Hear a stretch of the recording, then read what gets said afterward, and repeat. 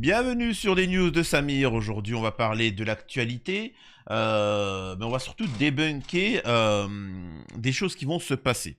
Nous avons Rimassan qui va vilipender un opposant sur un plateau en expliquant des choses qu'on a certes déjà expliquées, mais c'est toujours plaisant de le regarder à la télé. On va parler de Duhamel, vous savez, cette interview où elle a été censurée. Nous avons ces intervenants qui essayent de se justifier, ils sont mal à l'aise. On va parler bien évidemment de la situation au Liban avec, comment on appelle ça, les casques bleus, les soldats français qui se font encore vilipender. À l'heure actuelle, des chars israéliens ont défoncé la barrière de certaines zones de la finule. Et encore une fois, aucune réaction.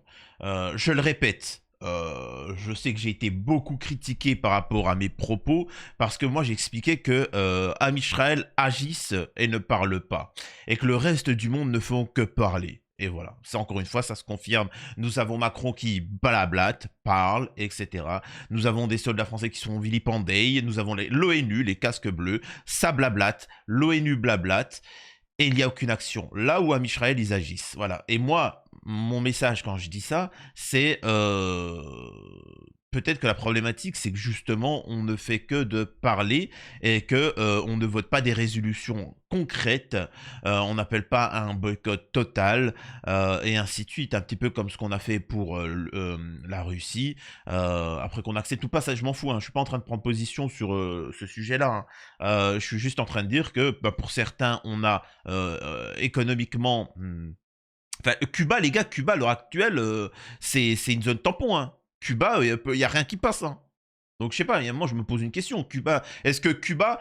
C'est une question que je pose. À l'heure actuelle, ils sont sur un régime où ils sont boycottés. Il y a un blocus maritime, il y a un blocus alimentaire, il y a un blocus sur Cuba. Je vous pose la question. La France, les États-Unis, Israël, on dit on continue. Ça fait 60 piges que les mecs qui sont sous blocus. Je vous pose la question. Est-ce que Cuba est une menace pour l'humanité? Voilà. Merci. C'est bon? Incroyable. Donc, eux, ils agissent. Ben, moi, c'est ce que je demande par rapport aux autres. Tout le reste n'est que du blabla. Tu vois. Tout, même le, vous pouvez sortir encore une fois dans la rue et dire free, free, free Palestine, mais même le président Macron, quand il dit en résumé, d'une certaine manière, free, free, free Palestine, ouais, Netanyahou, c'est pas bien ce qu'il fait, ça sert à rien. Donc, vraiment, gardez votre temps. Plutôt que d'aller manifester, vous avez meilleur temps d'aller appeler, de faire du porte-à-porte, d'aller convaincre des gens d'aller boycotter, tel machin. Vous avez meilleur temps plutôt que d'aller manifester, dire free free Palestine et manger des merguez, d'aller voir votre ami et de lui dire écoute, tu sais quoi, t'es chez SFR, vas-y, viens, change ton opérateur avec un autre. Tu vois, c'est peut-être pas grand-chose, mais je vous assure que ça fera beaucoup plus mal que juste dire Free Palestine. Parce que là, c'est du concret. C'est ce qu'ils demandent les Palestiniens. C'est-à-dire que quand vous demandez les Palestiniens, toutes les vidéos qu'ils disent, ils vous disent pas de sortir dans la rue et dire Free, free, free Palestine. Ils vous disent boycotter Lays, boycotter Ferrero Rocher et Nutella, tu vois. Et étrangement, les Free Palestine disent oui, consommez Ferrero. Hashtag Anas Razib, sacré révolutionnaire, tu vois. Ah là là, tu vois. C'est fou. Les gens, une fois qu'ils ont eu ce qu'ils voulaient, à quel point ils retournent leur veste. Bref.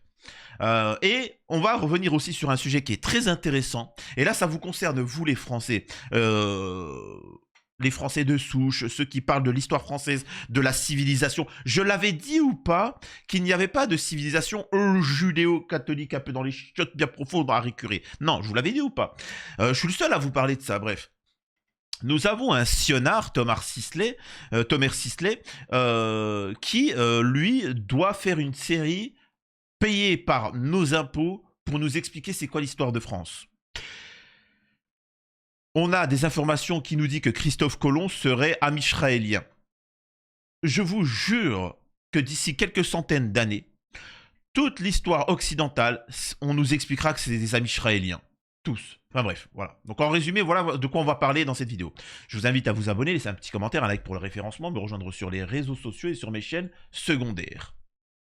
Alors, on va pouvoir démarrer. Écoutons déjà le propos de Rima Hassan. Donc, comme toujours, encore une fois, la problématique... En fait, c'est-à-dire qu'ils font du mal. Il y a ceux qui se soumettent Et ceux qui osent opposer une résistance, eh ben, ils leur tombent dessus. Voilà, c'est comme ça. Écoutez. Mais Est-ce c'est que une maintenant, honte. maintenant, on est en condition, au-delà des accusations réciproques, moi, je peux De se mettre je autour peux de la comprendre table. certains Alors, points. Est-ce qu'on est en condition de construire une solution de paix? Si vous Et là, voulez, l'Union européenne pour qu'on pourrait avance jouer sur un ce rôle. sujet, en quelle année Israël a envahi le Liban? En 78. En quelle année le Hezbollah est créé? En 82. Oui. En quelle année le Hamas est créé?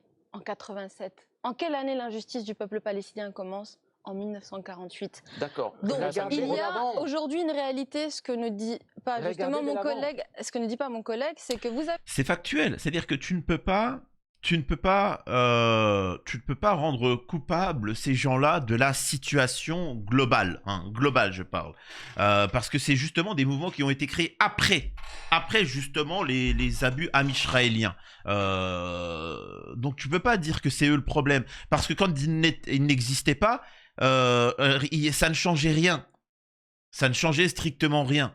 Tu vois, c'est au contraire, tu vois. Donc, vous voyez bien que c'est pas eux la problématique dans la globalité. Mais bon. des déclarations qui ont été publiées par des médias israéliens de Benjamin Netanyahou et de ses amis, notamment Smotrich. Smotrich, à la télé israélienne, il dit le Hamas est un allié. Voilà, bon, après, bon, là, le reste, après, bon, ça, en fait, on en avait déjà parlé. C'est pas le plus intéressant, mais voilà. Alors, pareil, je vais pas forcément, comment on appelle ça, montrer tout ce qu'ils ont à dire, mais vous vous rappelez de moments où Rima Hassan avait été censuré. Là, on peut les voir se justifier de manière assez minable. Réagissez au fait que le porte-parole de l'armée israélienne vous ait dit, enfin, a dit à Benjamin Duhamel qui était sur place que vous avez félicité pour la couverture de BFM du conflit israélo-palestinien, et on l'écoute. Arimas. Je veux simplement dénoncer le fait que vous avez été félicité Alors, par ça, Olivier. Et des attaques contre BFM TV, désolé. Parce qu'on diffuse un reportage sur Gaza On va l'écouter ce qu'il dit. Voilà. On va l'écouter lui, ce qu'il dit On vous a à Benjamin transmis Duhamel. l'interview de Benjamin en intégralité, donc on va écouter. Ouais. Il n'y a pas eu d'émotion dans le monde durant ces 11 derniers mois sur les réfugiés israéliens, sur les morts israéliens. Donc voilà, bon bref, en résumé, ils essayent de se justifier. Les gars, pourquoi vous vous justifiez? Vous n'avez pas besoin de ça. Vous n'avez véritablement pas besoin de ça. Assumez, soyez dignes, soyez honnêtes. Et bref, on trace un. Là, il n'y a pas de temps à perdre. Tomer Sisley qui prépare une série sur c'est quoi l'histoire de France. Regardez ce qu'il dit. Je voudrais juste rappeler que aujourd'hui se planquer derrière une envie de défendre les Palestiniens et descendre dans les rues pour manifester, venez, on appelle ça comme ça doit être appelé, c'est de l'antisémitisme et rien d'autre. Donc on a quand même Tomer Sisley qui nous explique que si tu sors manifester pour la paix et arrêter un géno, c'est de l'antisémitisme. Venez, on fait ça, tu vois. Donc c'est le même qui vient et qui va nous raconter c'est quoi avec le service public, c'est quoi la France, c'est quoi l'histoire de France. Regardez. Événement construit. Mardi soir. Oh, il y a de la musique, dommage, attendez. Donc voilà, en résumé, Tomer Sisley va nous expliquer c'est quoi l'histoire de France, de Clovis, tout ça, etc. Nous avons déjà eu beaucoup de sionards nous expliquer que tous les rois de France étaient de base juive, et donc forcément ça fait que l'histoire de France est juive, et qu'en fait ils ne sont pas chrétiens, ils sont juifs. Donc en fait la France appartient à quoi? C'est une civilisation judéo, tout simplement. Donc voilà, donc très important. Le narratif est en train d'être changé. En fait, là, vous êtes en train d'assister à c'est ce qu'on va voir en deuxième partie de vidéo. Ce qui se passe avec la finule, la manipulation politique, médiatique pour les faire passer pour des victimes, mais beaucoup plus intéressant, c'est qu'ils modifient l'histoire. Ils modifient l'histoire comme... En fait, le problème, c'est qu'en France, ils n'ont pas voulu opposer résistance, donc ça se passe de manière douce. À Gaza, ils n'ont pas voulu... ils n'ont pas accepté, c'est pour ça que ça se passe de manière forte. Faut bien comprendre, hein, tout est lié. Hein. Là, ça c'est la manière douce, tu vois. Alors que petit à petit, ton histoire, elle a été modifiée. Et voilà, donc préparez-vous. Préparez-vous les enfants. Nous avons ici Christophe Colomb, qui était bien. J'étais jeune, je m'appelle Christophe Colomb. Sur la tête de moi, j'ai découvert l'Amérique 10 fois mieux. Sur la tête de moi, voilà. Donc c'est bon.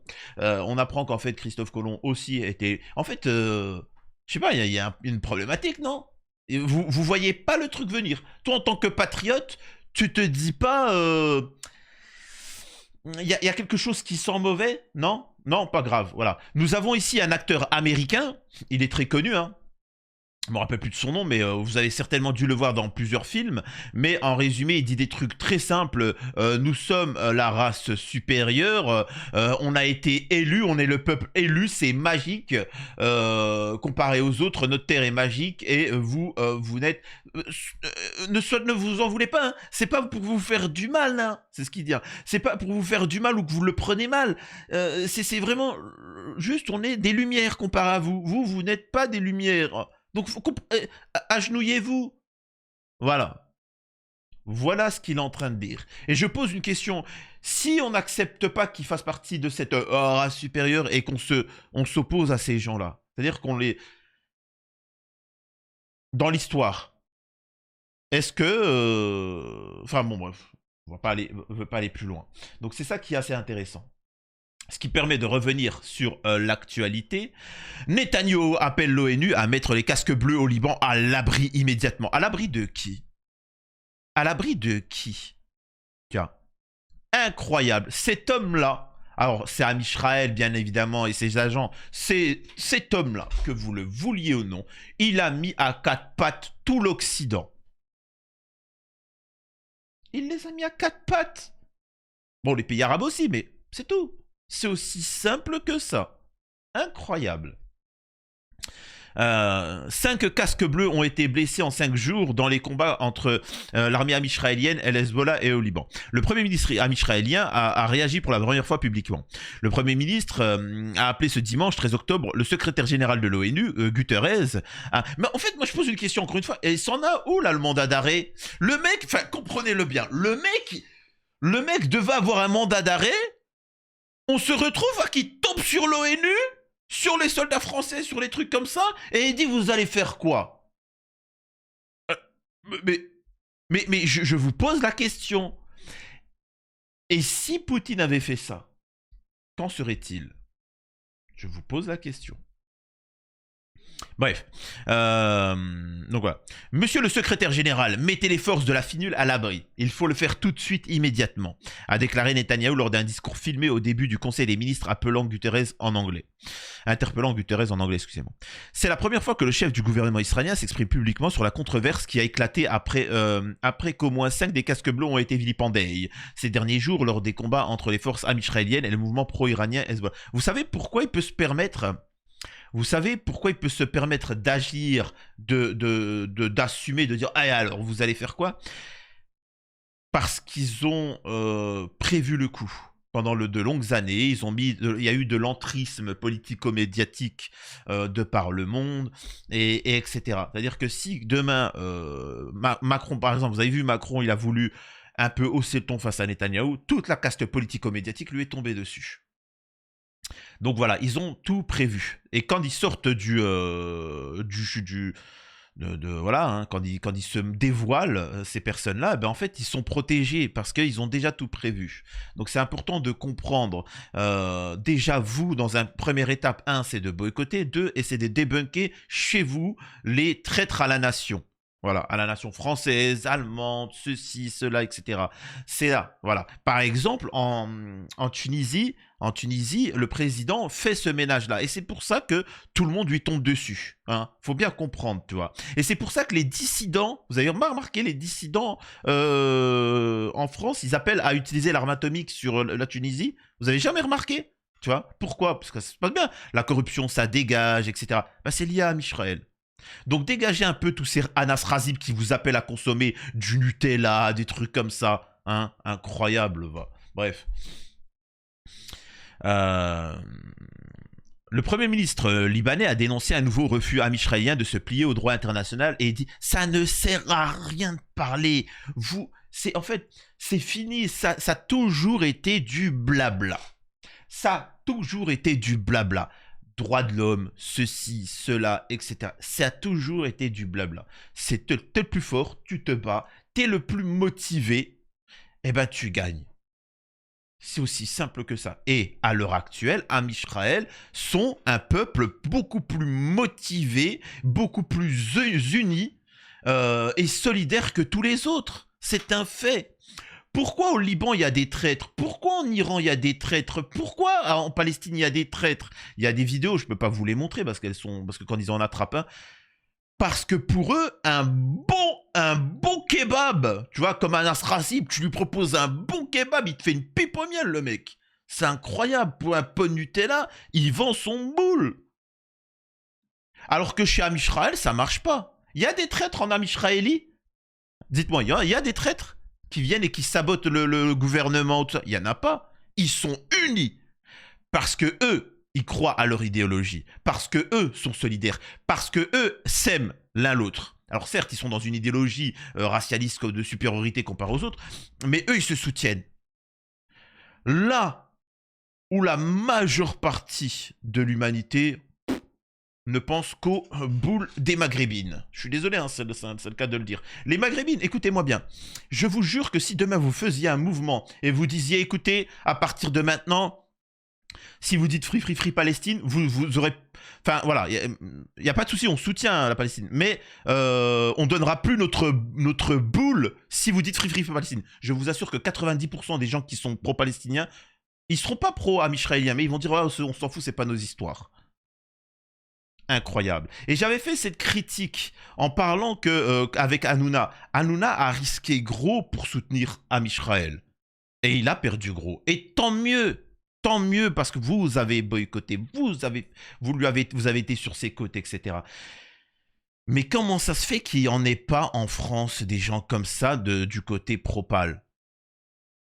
Pourquoi il n'y a aucune solidarité?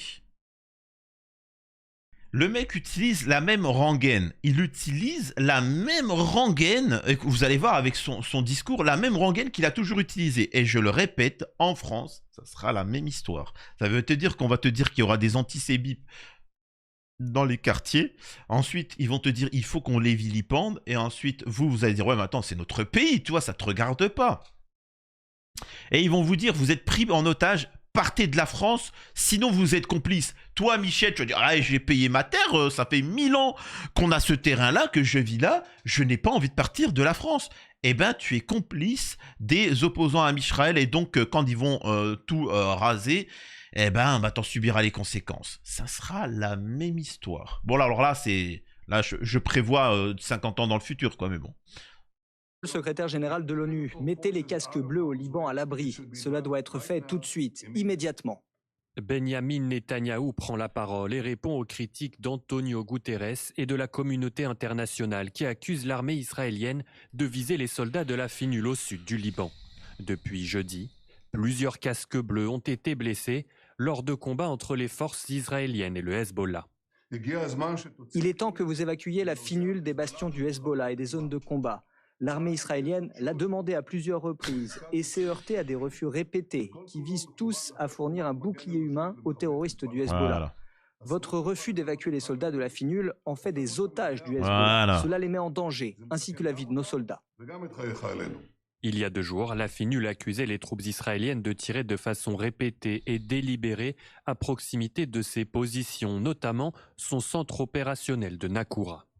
Composé de 10 000 casques bleus, la FINUL, pour Force intérimaire des Nations Unies au Liban, regroupe les soldats de plusieurs pays, dont 700 Français. Présente depuis 1978 à la frontière entre le Liban et Israël avec l'armée libanaise, elle est déployée dans une zone d'opération définie pour notamment faire respecter la démarcation entre les 2 pays.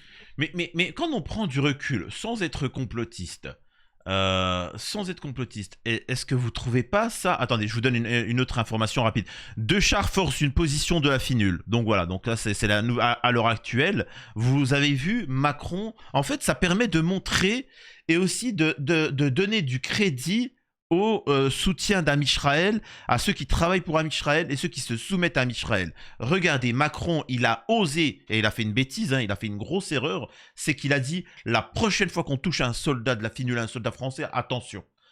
Bah là forcément, Am Israël, là les soldats d'Am Israël, les antennes, je sais pas, les satellites, ils se sont dit, ah bon, oh Macron il se chauffe. Tout de suite, Netanyahou, ils l'ont calmé. Ils l'ont refait. Et tu vas faire quoi maintenant? C'est ce qu'ils ont fait. Et Macron, il a bégayé, il a rien dit. Là, forcément, tous ceux qui se soumettent à Israël, ils se disent quoi? Oh, waouh, ils parlent pas pour rien dire. Tu vois. Donc, ça a servi à ça. Moi, je vous pose la question, et je finirai sur ça. C'est quoi ce pays qui vit sous assistance, qui n'a pas d'économie, qui n'a pas d'industrie, qui ne fabrique aucune... Il n'y a rien, tu vois. Il ne vit que par assistanat de l'Occident. Expliquez-moi comment ça se fait que ça continue ainsi. C'est-à-dire que c'est pas... C'est-à-dire que... comprenez-le bien. Pourquoi il... Enfin... Je sais pas. Posez-vous les questions. Comment ça se fait que ce pays est en totale autonomie de l'Occident, comment on appelle ça? Pas autonomie, mais... en totale dépendance des Occidentaux, et en plus, ils se permettent de tomber sur les présidents et sur ces pays-là. Et ils se permettent d'attaquer tout le monde. Je vous pose la question. Alors certains vont parler de théorie du complot, ceci ou cela. Je sais pas, moi je regarde, j'analyse les faits et j'en conclus ce qu'il y a à conclure. Donc voilà. Écoutez, voilà, c'était vraiment une petite vidéo pour un petit peu remettre dans l'actu ce qu'il en est. Et on va en arriver, parce que là, il va arriver beaucoup de dingueries. Hein. Il va se passer beaucoup de dingueries. On prend les paris qu'il va se passer des drames en France. Des drames qui vont permettre de déstabiliser la France. Et aussi d'apporter son soutien à Am Israël. Vous allez voir. Et Macron pourra se sauver par une petite porte. Parce que là, il a été quand même humilié par Netanyahou. À la prochaine sur les news de Samir.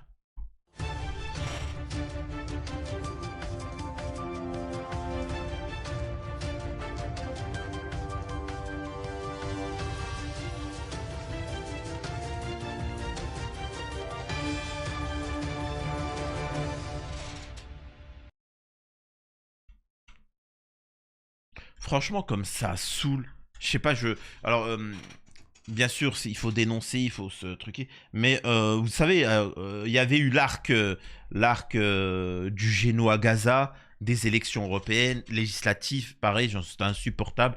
Et là, en fait, l'arc Gaza est devenu l'arc Iran. Ensuite, il y a eu l'arc Liban. Et en fait, ça devient ennuyant. Quand je dis ennuyant, dans le sens où rien ne change. C'est-à-dire que demain, ça va être la Turquie, ensuite ça va être la Jordanie, ensuite ça va être... Et puis rien ne va changer. Donc au final, voilà. En fait, il n'y a plus d'analyse à faire vu que ça se répète. C'est-à-dire que quand ils vont vilipender la Turquie, qu'est-ce que je vais faire comme vidéo? Je vais me répéter. Quand ça va être ceci ou cela, je vais me répéter. Qu'est-ce que c'est chiant, au bout d'un moment. Moi j'aimerais bien que vraiment il y ait du nouveau. La France envoie ses soldats entièrement, son armée au Liban. Là, oui, là, il y a du nouveau, tu vois. Là, il y a du concret. Mais non, il n'y aura pas.